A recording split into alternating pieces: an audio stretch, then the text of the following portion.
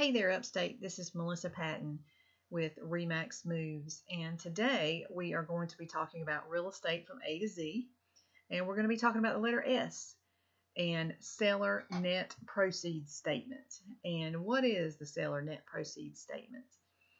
Well, this is a statement that will show you what you can expect to walk away with at the closing table when you sell your house. And when you list with me, at the time of list and at the time that you receive an offer, I will send you this seller estimated proceeds statement so that you will know what your closing costs are, and you're going to know what your bottom line is on that particular offer. So what I want to do is go through your closing costs. Some of you may not have ever sold a house in the state of South Carolina, so we're going to go through what these closing costs are in an estimated way. And got a $200,000 house here, and so let's just start from the beginning. At the top of the page, you will find your property address here, the date that I prepared the net proceeds statement, and then your signature here that you acknowledge receiving it.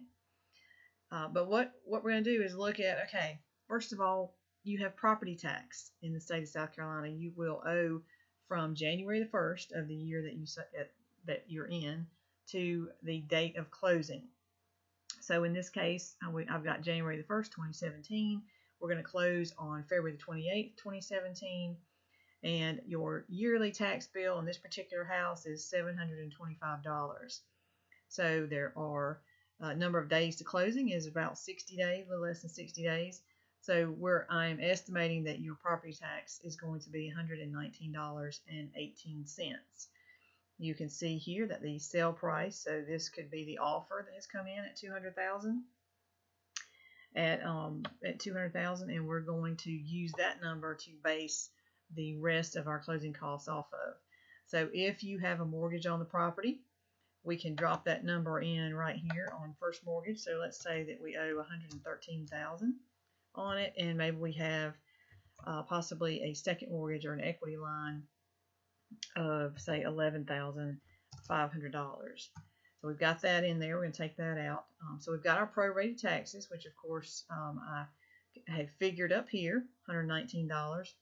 Our brokerage fees, don't know what your brokerage fees are. This is just a sample here. Just threw in a 6% number. And then below that is recording fees. This is a fee that the attorney charges to record the deed at the courthouse. That's $70. Home warranty, if you're purchasing a home warranty for the purchaser, if they've asked you to, or if you're just volunteering to buy a home warranty, that would be around $625. Some are less, but generally wouldn't be a whole lot more than that. Deed preparation, this is going to depend a little bit on the attorney that you choose and which county that you're in. Greenville County, $300 is pretty standard there. So we've got that in here. Deed stamps. Some people refer to this as a deed tax or a sales tax on the sale of your house. It is $3.70 times every $1,000 of the sale price. So in this particular case, it's $740. This is a tax that goes to the county. And so on a $100,000 house, this would be $370. It's $3.70 times every $1,000 of the sale price. If you're purchasing a wood infestation report, otherwise known as a CL100, those are around $100. Sometimes they might be $90, but around $100. So if you have any repair invoices that need to be paid here, we can drop those numbers in as well. And if your purchaser has asked you to help out with some of their closing costs, say $3,000 of their closing costs, drop that in, and you can see how these numbers adjust when I change these numbers here. If there's an HOA transfer fee, which there often is, depending on which HOA that your home falls into, this may be a couple $100 here.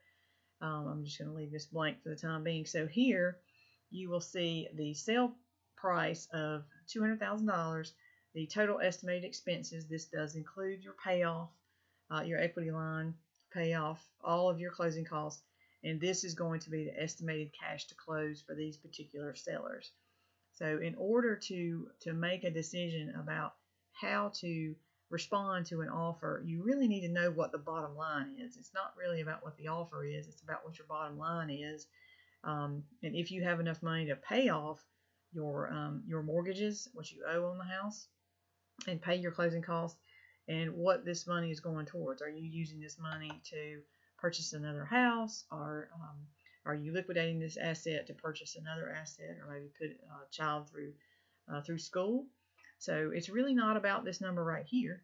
It's about this number right here. So I hope this has been informative to you. I look forward to working with you guys. Have a great day.